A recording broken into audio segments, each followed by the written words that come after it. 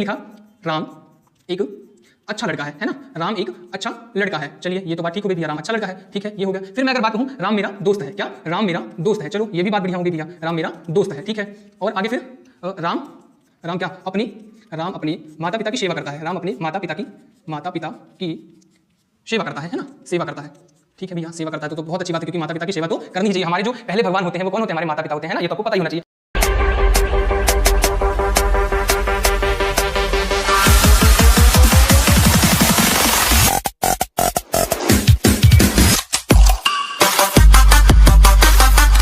Hello प्यारे बच्चों, नमस्कार। मैं अंकित सिंह स्वागत करता हूं आप सभी का अपने इस प्यारे से यूट्यूब चैनल इंग्लिश विद अंकित पर। प्यारे बच्चों कैसे हैं आप सब? आई होप आप सब बहुत स्वस्थ, मस्त और ज़बरदस्त होंगे। प्यारे बच्चों आज हम हैं सीरीज के दूसरे पार्ट प्रोनाउन यानी काइंड्स ऑफ प्रोनाउन में। आज बच्चों हम इसमें सर्वनाम के भेद को जानेंगे। इस वीडियो में हम टोटली सर्वनाम से रिलेटेड जितनी सारी चीज़ें हैं उनको अध्ययन करेंगे और आज हम सर्वनाम को एकदम से फिनिश कर देंगे। और इस वीडियो में हम सर्वनाम यानी उसके भेद को बेसिक टू एडवांस लेवल से सीखने वाले हैं। तो प्यारे बच्चों फटाफट से चलते अपनी टॉपिक की तरफ बिना समय गंवाए, आइए फिर देखते हैं। प्यारे बच्चों प्रोनाउन तो मैं आपको पहले ही बता चुका हूं, लेकिन आज एक बार फिर से आपको बता दूं। प्रोनाउन क्या होते हैं प्यारे बच्चों? वे शब्द होते हैं जो संज्ञा के स्थान पर प्रयोग किए जाते हैं। वे शब्द जो संज्ञा के स्थान पर प्रयोग किए जाते हैं सर्वनाम यानी प्रोनाउन कहलाते हैं। लेकिन एक बार हम जरा फिर से इसको देख लेते हैं, है ना बच्चों। अब कैसे प्रयोग किए जाते हैं एक बार मैं आपको थोड़ा सा उदाहरण के माध्यम से समझा दूं। जैसे मैंने एक सेंटेंस लिखा, राम एक अच्छा लड़का है ना, राम एक अच्छा लड़का है। चलिए ये तो बात ठीक हो गई भैया, राम अच्छा लड़का है, ठीक है ये हो गया। फिर मैं अगर बात कहूँ राम मेरा दोस्त है, क्या राम मेरा दोस्त है, चलो ये भी बात बढ़िया हो गई भैया, राम मेरा दोस्त है, ठीक है।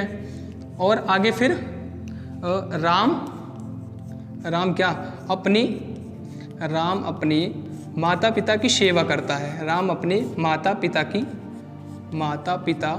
की सेवा करता है ना, सेवा करता है, ठीक है भैया सेवा करता है तो बहुत अच्छी बात है, क्योंकि माता पिता की सेवा तो करनी ही चाहिए। हमारे जो पहले भगवान होते हैं वो कौन होते हैं? हमारे माता पिता होते हैं, है ना, ये तो आपको पता ही होना चाहिए। चलिए अब आते हैं अपनी टॉपिक पे। तो यहाँ पर मैंने लिखा राम एक अच्छा लड़का है, राम मेरा दोस्त है एंड राम अपने माता पिता की सेवा करता है। तो ठीक है, सब कुछ आपको ठीक ठाक लग रहा होगा, लेकिन एक बात थोड़ा सा आपको चुभ रही होगी कहीं ना कहीं कि मतलब जब बातें सारी राम के बारे में की जा रही है तो ये बार बार राम राम कहने की क्या ज़रूरत है? हाँ बिल्कुल सही पकड़े आप, है ना, क्योंकि राम क्या है? राम भैया एक नाउन है। क्या है? नाउन है, मतलब संज्ञा। मैंने बताया था ना जितने भी नेमिंग वर्ड हैं सब किस कैटेगरी में आते हैं? नाउन की कैटेगरी में आते हैं, है ना। और प्रोनाउन की डेफिनेशन क्या होती है? वे शब्द जो संज्ञा के स्थान पर प्रयोग किए जाएं, वे शब्द जो संज्ञा के स्थान पर प्रयोग किए जाएं सर्वनाम कहलाते हैं, है ना। तो अब हम बेसिकली देखते हैं कि कैसे हम नाउन के स्थान पर प्रोनाउन का प्रयोग करते हैं। आइए फिर फटाफट समझते हैं कैसे। जिसे मैंने पहली बार तो आपको इंट्रोड्यूस करवाऊंगा ही, है ना। राम एक अच्छा लड़का है, चलो भाई अच्छा लड़का है बात अलग है, ठीक है। राम मेरा दोस्त है, तो मैं इसको राम की जगह पे ऐसे भी तो बोल सकता हूं भैया, क्या कि वो मेरा दोस्त है, वह मेरा दोस्त है ना, ये भी तो बोल सकता हूँ, हाँ बिल्कुल बोल सकता हूँ। और फिर ऐसे बोल सकता हूँ वह अपने माता पिता की सेवा करता है, क्या वह अपने माता पिता की सेवा करता है। अब भैया सेंटेंस कैसे हो गया, फ्रेमिंग इसका कैसे होगा? राम एक अच्छा लड़का है, वह मेरा दोस्त है, वह अपने माता पिता की सेवा करता है। अब ये थोड़ा और भी अच्छा लगने लगा, है ना। और आपको पता है ना यहाँ पर संज्ञा की जगह कौन ले लिया? सर्वनाम ले लिया। कौन ले लिया? सर्वनाम ले लिया। और इस सेंटेंस को एक अच्छा सा रूप दे दिया, है ना, एक सेंटेंस को बढ़िया अच्छा सा रूप दे दिया। तो भैया सर्वनाम का यही काम है, संज्ञा के स्थान पर अपना खुद का हक जमाना, है ना, अपना खुद का हक जमाना, है ना। तो समझते हैं थोड़ा सा और। जैसे प्रोनाउन यहाँ पर लिखा है, तो प्रोनाउन का क्या मतलब होता है? प्रोनाउन, है ना, प्रोनाउन। तो एक चीज तो तय है यहाँ पर, क्योंकि अगर नाउन आया है तो कहीं ना कहीं संज्ञा से रिलेटेड बातें तो होंगी, है ना। लेकिन प्रो का अर्थ होता है क्या भैया? प्रो का अर्थ होता है के स्थान पर, क्या के स्थान पर।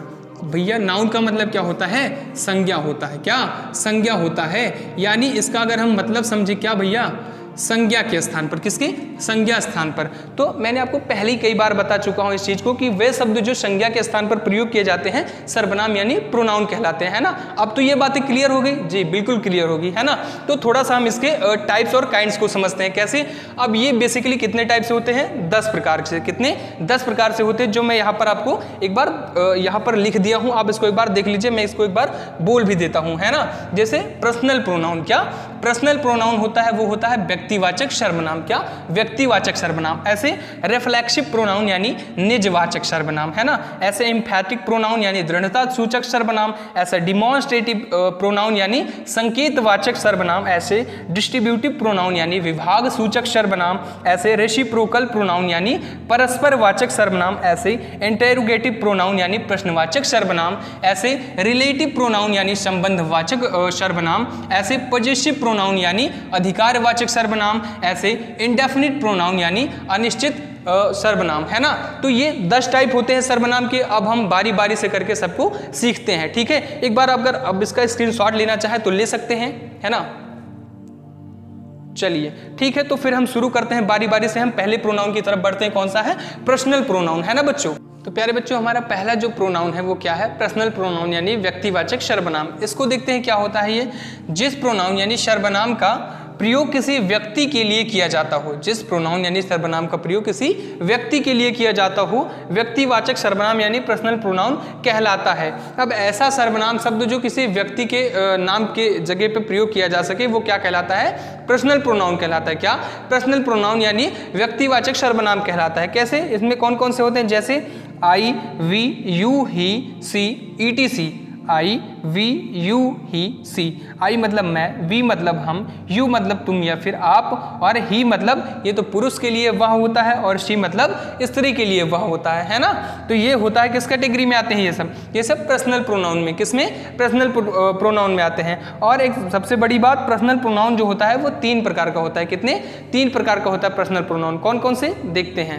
तो बच्चों अब हम समझते हैं पर्सनल प्रोनाउन यानी व्यक्तिवाचक सर्वनाम के तीनों भाग को। कौन कौन से हैं वो होते हैं, मैंने यहाँ पर लिख भी दिया है, जिसे first person, second person and third person. जैसे आप हिंदी में पढ़ते हैं बच्चों उत्तम पुरुष, मध्यम पुरुष और अन्य पुरुष, ऐसे ये इंग्लिश में भी होता है, लेकिन यहाँ पर इंग्लिश वर्जन है। लेकिन हम आपको हिंदी वर्जन से समझाते हैं ताकि आप बेहतर समझ पाए, क्योंकि जो चीज़ आपका कॉन्सेप्ट क्लियर हो जाएगा ना, फिर वो इंग्लिश में आप पढ़ें, हिंदी में पढ़े, कोई दिक्कत नहीं होता है ना। और बेसिक क्या है आपका डाउट क्लियर करवाना, ठीक है। तो हम समझते हैं इसको। अब फर्स्ट पर्सन यानी उत्तम पुरुष में क्या आता है बच्चों, आप केवल इतना याद रखें, फर्स्ट पर्सन है ना। पर्सनल प्रोनाउन का फर्स्ट पर्सन में क्या आता है, जब कोई बात कहने वाला अपने लिए किसी प्रोनाउन का प्रयोग करे तो वह फर्स्ट पर्सन होता है। जब कोई बात कहने वाला अपने लिए किसी प्रोनाउन का प्रयोग करे तो वह क्या कहलाता है? फर्स्ट पर्सन कहलाता है। जैसे मैं बात कह रहा हूं, अगर मैं अपने लिए किसी प्रोनाउन वर्ड का इस्तेमाल करूं तो वो किस कैटेगरी में आएगा? फर्स्ट पर्सन यानी उत्तम पुरुष में आएगा। किसमें? फर्स्ट पर्सन यानी उत्तम पुरुष में आएगा। और वो कैसे सर्वनाम होते हैं जरा ये भी देख लेते हैं, है ना। जैसे I, we, us, my, me, our, mine, ours, ETC और भी होते हैं एटसेट्रा, है ना। हमने सिर्फ आपको यही बताया जब कोई बात कहने वाला, जब कोई बात कहने वाला, जैसे मैं कह रहा हूं ना, तो जब कोई बात कहने वाला अपने लिए किसी प्रोनाउन का प्रयोग करे तो वो किस कैटेगरी में आता है? फर्स्ट पर्सन की कैटेगरी में। किसके? फर्स्ट पर्सन की कैटेगरी में आता है, ठीक है। तो अब हम दूसरा समझते हैं। दूसरा क्या है? सेकंड पर्सन यानी मध्यम पुरुष। सेकंड पर्सन यानी मध्यम पुरुष। अब ये क्या है? बात करने वाला व्यक्ति जिस व्यक्ति से बात करता है और वह उसके सामने होता है ना। बात करने वाला व्यक्ति जिस व्यक्ति से बात करता है, जैसे मैं हूं और मुझसे कोई बात कर रहा है और वो मेरे सामने है, तो उसके लिए कौन सा प्रोनाउन यूज होगा भैया? उसके लिए कौन सा होगा? यहां पर मैंने लिखा भी है, जैसे you, your, yours. You, your, yours. तो यू, योर और योर्स ये किस कैटेगरी में आता है? ये सेकंड कैटेगरी में आता है। किस कैटेगरी में आता है? सेकंड कैटेगरी में आता है। और सेकंड कैटेगरी को हम हिंदी में क्या बोलते हैं? मध्यम पुरुष। यानी जो बात कह रहा है वो क्या होता है? फर्स्ट पर्सन, और जो बात सामने से सुन रहा हो, जिससे बातें कर रहा होता है ना, वो सेकंड पर्सन होता है। इज दैट क्लियर ना? तो आगे हम बढ़ते हैं। आगे क्या है अगला? थर्ड पर्सन यानी अन्य पुरुष। अब ये क्या होता है? बात करने वाला व्यक्ति जिस व्यक्ति के विषय में बात करता है और वह उसके सामने नहीं होता है। जैसे मैं आप लोगों के बारे में बात कर रहा हूं, है ना। आप मेरे सामने तो है नहीं, भले आप मुझे लाइव देख रहे हैं, लेकिन आप मेरे सामने नहीं है, लेकिन मैं आपकी बात कर रहा हूं। तो आप कौन से पर्सन हुए? जरा आप ही बताएं ना, आप थर्ड पर्सन हुए। कौन से? थर्ड पर्सन, यानी कि अन्य पुरुष हुए। मैं हुआ फर्स्ट पर्सन और मैं जिससे बात कर रहा हूं मेरे सामने जो है वो सेकंड पर्सन है, और मैं आपके बारे में बात कर रहा हूं, बल्कि आप मेरे सामने भी नहीं है, तो आप कौन से पर्सन हुए? थर्ड पर्सन हुए, यानी अन्य पुरुष हुए। अब आपके लिए कौन से मतलब प्रोनाउन का प्रयोग किया जाएगा भैया? तो हिज हम शुरू से बताते हैं, सी, ही और सी, इट, हिज, हर, और क्या है भैया? हिम है, दे, दियर और देम, है ना। तो ये सब होते हैं, ये सब किस में आते हैं? ये सब थर्ड पर्सन के प्रोनाउन होते हैं। कौन से? थर्ड पर्सन के प्रोनाउन होते हैं। तो बेसिकली मैं आपको बता दूं, पर्सनल प्रोनाउन जो होता है, व्यक्तिवाचक सर्वनाम, इसके 3 भाग होते हैं। कितने? 3 भाग होते हैं। कौन कौन से होते हैं? पहला तो होता है फर्स्ट पर्सन, यानी जब व्यक्ति जो होता है वो अपने बारे में प्रयोग करे, जो व्यक्ति बात करता है वो अपने बारे में जिस प्रोनाउन का प्रयोग करे वो फर्स्ट पर्सन में आता है। एंड सेकेंड पर्सन में होता है व्यक्ति जो सामने वाला उसके होता है, उसके लिए जो प्रोनाउन प्रयोग किया जाए वो सेकंड पर्सन होता है। ठीक है।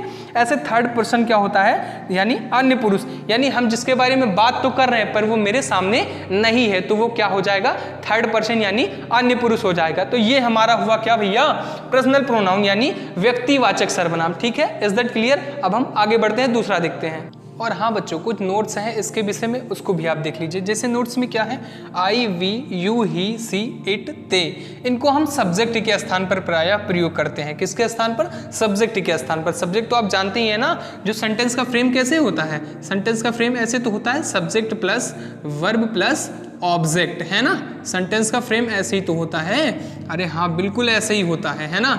तो हमेशा हम I, we, you, he, she, it, they, इनको हम सब्जेक्ट के स्थान पर प्रयोग करते हैं, है ना, यानी सेंटेंस के शुरुआत में ही प्रयोग करते हैं। ऐसे हम मी, अस, यू, हिम, हर, देम, इनका प्रयोग कहाँ पर करते हैं? इनका प्रयोग हम ऑब्जेक्ट के स्थान पर करते हैं। कहाँ पे करते हैं? ऑब्जेक्ट के स्थान पर करते हैं, है ना बच्चों। ऐसे तीसरा फिर my, our, your, yours, his, her, their, इनका प्रयोग हम कहाँ करते हैं? इनका प्रयोग हम अधिकार प्रकट करने के लिए करते हैं, है ना। अधिकार प्रकट करने के लिए कहते हैं ना, कहते हैं ये मेरा है, अधिकार है ना, ये तेरा है। तो अधिकार की बातें कहाँ पे होती हैं भैया? माई मतलब मेरा और योर्स मतलब तुम्हारा, ये सब अधिकार की बातें हैं ना। तो ये सब अधिकार प्रकट करने वाले प्रोनाउन है ना। माई, अवर, योर्स, हिज, हर, देयर, ये सब अधिकार प्रकट करने के लिए होते हैं। ठीक है बच्चों। तो दूसरा हम देखते हैं। दूसरा हमारा है रिफ्लेक्सिव प्रोनाउन यानी निजवाचक सर्वनाम। अब इसमें क्या होता है? रिफ्लेक्सिव प्रोनाउन में यानी my, our, your, him, her, it, them, ये जो वर्ड है my, our, your, him, her, it, them, इसके साथ में सेल्फ या सेल्फ जोड़ने से रिफ्लेक्टिव प्रोनाउन बनता है। इतने वर्ड होते हैं जो इनके साथ में अगर हम सेल्फ या सेल्फ से जोड़ देने से रिफ्लेक्टिव प्रोनाउन बन जाता है ना। और काम का असर खुद कर्ता पर पड़ता है, और काम का असर खुद कर्ता पर पड़ता है, यानी जो कार्य का असर होगा, उसका इफेक्ट होगा, प्रभाव होगा, वो खुद कर्ता पर पड़ेगा, जो कर रहा होगा उस कार्य को, है ना। चलो थोड़ा सा एग्जाम्पल के माध्यम से समझते हैं। कैसे? जैसे I hurt myself, I hurt myself. अब यहाँ पर माई में सेल्फ जोड़ दिया गया तो रिफ्लेक्टिव प्रोनाउन हो गया, है ना। और इसमें कर्ता पे कैसे असर पड़ रहा है? मैंने अपने आप को चोट पहुंचाई, मैंने अपने आप को चोट पहुंचाई भैया। तो यानी काम का असर खुद मेरे पे पड़ रहा है या नहीं पड़ रहा? मैंने अपने आप को चोट पहुंचाई, है ना। आई हर्ट माई सेल्फ, मैंने अपने आप को चोट पहुंचाई, यानी खुद मेरे ऊपर ये असर पड़ रहा है ना। बात समझ रहे होंगे। ऐसे दूसरा एग्जाम्पल देखते हैं। सी रूइंड हर सेल्फ, सी रूइंड हर सेल्फ, यानी उसने अपने आप को बर्बाद कर लिया, उसने अपने आप को बर्बाद कर लिया भैया। अब यहाँ पे हर में सेल्फ जोड़ दिया तो वैसे तो ये रिफ्लेक्टिव प्रोनाउन हो गया। और दूसरी बात समझ में आती है भैया, यहाँ पर भी कर्ता का प्रभाव उसी पे पड़ रहा है ना। सी रूइंड हर सेल्फ, यानी उसने आपको बर्बाद कर लिया, उसने अपने आप को बर्बाद कर लिया। लेकिन तुम अपने आप को बर्बाद नहीं करना, तुम पढ़ लिख कर एक अच्छे इंसान बनो, है ना। तो हम केवल इसको समझने के लिए रखते हैं ना। और इसमें नोट करने वाली बात क्या होती है बच्चों? और इसका प्रयोग ऑब्जेक्ट के रूप में वर्ब के बाद किया जाता है, ऑब्जेक्ट के रूप में, है ना। मैंने अभी बताया था ना, ऑब्जेक्ट यानी सबसे बाद में, है ना। ऑब्जेक्ट यानी सबसे बाद में, इनका जो प्रयोग होता है ये ऑब्जेक्ट के रूप में होता है। किसके? ऑब्जेक्ट के रूप में। सबसे बड़ी इसकी पहचान होती है कि भैया इसका असर जो होता है वो खुद कर्ता पर पड़ता है और इसको हम ऑब्जेक्ट के रूप में इस्तेमाल करते हैं। और अगर हर होता है या फिर क्या होता है, माई होता है, इसमें सेल्फ या सेल्फ जोड़ देने से रिफ्लेक्टिव प्रोनाउन हो जाता है। रिफ्लेक्टिव प्रोनाउन मतलब निजवाचक सर्वनाम हो जाता है। आई होप ये आपको समझ में आया होगा, है ना बच्चों। ऐसे में अपना तीसरा वाला देखते हैं। तो बच्चों अब हमारा तीसरा है एम्फैटिक प्रोनाउन यानी दृढ़ता सूचक सर्वनाम। इसको भी हम समझते हैं हैं। क्या है इसमें है, जब माई सेल्फ, अवर सेल्फ या फिर योर सेल्फ, हर सेल्फ आदि का प्रयोग किसी नाउन या प्रोनाउन पर जोर देने के लिए किया जाता है, किसी नाउन या प्रोनाउन पर जोर देने के लिए किया जाता है। इसमें भी मतलब प्रोनाउन में सेल्फ या सेल्फ्स का प्रयोग हम करते हैं, है ना। और बेसिकली इसका काम क्या होता है, किसी नाउन या प्रोनाउन पर इसको जोर देने के लिए किया जाता है, यानी किसी बात पर बल देने के लिए किया जाता है ना, उस पर एक ठोस करने के लिए किया जाता है कि ये बात है ना। जैसे He himself did his work, he himself did his work। अब इसका मतलब क्या है भैया, उसने अपना कार्य स्वयं किया। कैसे? उसने अपना कार्य स्वयं किया। अब इस पे एक जरा सा बल दिया जा रहा है, उसने अपना कार्य कैसे किया भैया, स्वयं किया। हर सेल्फ है ना, अपना सॉरी हिमसेल्फ है ना, उसने अपना कार्य स्वयं किया, तो इस पे थोड़ा बल दे रहा है। बात समझ आ रही है ना ऐसे। लेकिन इसमें थोड़ा सा नोट होता है क्या, इसका प्रयोग सब्जेक्ट के जस्ट बात करते हैं, इसका प्रयोग सब्जेक्ट के जस्ट बात करते हैं, है ना। जैसे यहाँ पर सब्जेक्ट है ना, उसके जस्ट बाद इसका प्रयोग करते हैं, है ना। जैसे इससे पहले वाले में मैंने बताया था, इसका प्रयोग हम लास्ट में करते हैं, यानी ऑब्जेक्ट की जगह पे करते हैं। लेकिन इसका यानी एम्फैटिक प्रोनाउन का हम प्रयोग कहाँ पे करते हैं, सब्जेक्ट के जस्ट बाद में करते हैं। और इसका काम क्या होता है, किसी बात पर बल देने का काम होता है। बात समझ में आई है ना। आगे हम बढ़ते हैं बच्चों। फोर्थ हमारा क्या है, डिमॉन्स्ट्रेटिव प्रोनाउन यानी संकेतवाचक सर्वनाम, है ना। अब हम इसको समझते हैं, ये क्या होता है, जिस प्रोनाउन यानी सर्वनाम का प्रयोग वस्तुओं या व्यक्तियों को संकेत करने के लिए किया जाता है, यानी जिस सर्वनाम का प्रयोग व्यक्तियों या वस्तुओं को संकेत करने के लिए किया जाता है, डिमॉन्स्ट्रेटिव प्रोनाउन यानी संकेतवाचक सर्वनाम कहलाते हैं। अब इनका प्रयोग थोड़ा सा हम देखते हैं। पहले तो हम ये वर्ड देख लेते हैं, कैसे वर्ड होते हैं। ये होता है this, that, these, those, etc यानी एटसेट्रा। और भी वर्ड होते हैं, लेकिन हमने यहाँ पर दिस, दैट, दीज, दोज यही लिखे हैं, है ना। और हम थोड़ा सा इसका नोट भी जानते हैं, क्या है, डिमॉन्स्ट्रेटिव प्रोनाउन की जस्ट बाद क्रिया आती है, यानी हेल्पिंग वर्ब आता है, यानी वर्ब आती है ना। कैसे आती है, थोड़ा सा हम इसको एग्जांपल के रूप में देखते हैं। जैसे this is a boy, this is a boy, यह एक लड़का है, यह एक लड़का है। तो यहाँ पर संकेत किया जाता है, ये एक लड़का है ना। लेकिन बताया गया है जो डिमॉन्स्ट्रेटिव प्रोनाउन की जस्ट बाद क्रिया आती है भैया, तो जस्ट बाद बिल्कुल यहाँ पर क्रिया आ गई है ना। इज यहाँ पर एक क्रिया है, हेल्पिंग वर्ब है ना। बात आपको समझ आनी चाहिए। इसका प्रयोग किसी नाउन किसी वस्तु या फिर व्यक्ति को संकेत करने के लिए किया जाता है। ठीक है, अब हम अपना पांचवा देखते हैं। अब बच्चों हमारा पांचवा है इंट्रोगेटिव प्रोनाउन यानी प्रश्नवाचक सर्वनाम। इसको भी हम देखते हैं। ये क्या होता है बच्चों, जिस प्रोनाउन का प्रयोग प्रश्न करने के लिए किया जाता है, जिस प्रोनाउन का यानी सर्वनाम का प्रयोग प्रश्न करने के लिए किया जाता है, वो क्या होता है, इंट्रोगेटिव प्रोनाउन यानी प्रश्नवाचक सर्वनाम होता है ना। जरा हम इसके वर्ड भी देख लेते हैं कौन कौन से होते हैं। जैसे who, whom, whose, which, what, why, etc यानी एटसेट्रा और भी होते हैं, है ना। इसके जस्ट बाद यानी इसके तुरंत बाद वर्ब आती है, इसके तुरंत बाद वर्ब आती है ना। जरा हम एग्जांपल के तौर पे समझते हैं। जैसे who are you, who are you, आप कौन है, हु आर यू, आप कौन है। तो देखिए जैसे यहाँ पर हु एक प्रोनाउन है ना। और ये कैसा है, ये इंटरोगेटिव प्रोनाउन, कैसा, प्रश्नवाचक सर्वनाम है ना। और इसके जस्ट बाद में क्या आ गया, हेल्पिंग वर्ब आ गया। क्या, हेल्पिंग वर्ब आ गया, है ना बच्चों। तो ये होता है हमारा इंटरोगेटिव प्रोनाउन। हमने अभी तक 5 प्रोनाउन पढ़े, ठीक है बच्चों। तो प्यारे बच्चों, अभी तक हमने प्रोनाउन के 5 पार्ट्स पढ़े हैं, है ना। और इस वीडियो को ज़्यादा लंबी ना करते हुए हम इस वीडियो को यहीं पे विराम देते हैं। और अगले पार्ट में हम 5 और प्रोनाउन बचे हुए पढ़ेंगे, क्योंकि लंबी वीडियो बनाना थोड़ा सा सही नहीं लगता है ना बच्चों, क्योंकि आप भी थोड़ा अच्छे से इसको कवर कर पाएँ, और इसीलिए हम इसको 2 पार्ट्स में बना रहे हैं, है ना बच्चों। तो अभी आप इसको अच्छे से नोट कीजिए और इसको अच्छे से रिवीजन कीजिए। और हाँ, कमेंट बॉक्स में अपना एक प्यारा सा कमेंट करके हमें ज़रूर बताइए कि ये वीडियो आपको कैसी लगी, और शेयर भी करें अपने उन दोस्तों को जो काइंड्स ऑफ प्रोनाउन अच्छे से सीखना चाहते हैं, है ना बच्चों। क्योंकि ये बेसिक टू एडवांस लेवल हो सकता है आपके लिए, है ना। जो बच्चे पढ़े हैं उनके लिए तो ठीक है, लेकिन जो नहीं पढ़े उनके लिए तो ये बेसिक टू एडवांस बिल्कुल है ही। तो प्यारे बच्चों, मिलते हैं अगले पार्ट में। तब तक के लिए आप अपना खूब ख्याल रखिए। धन्यवाद।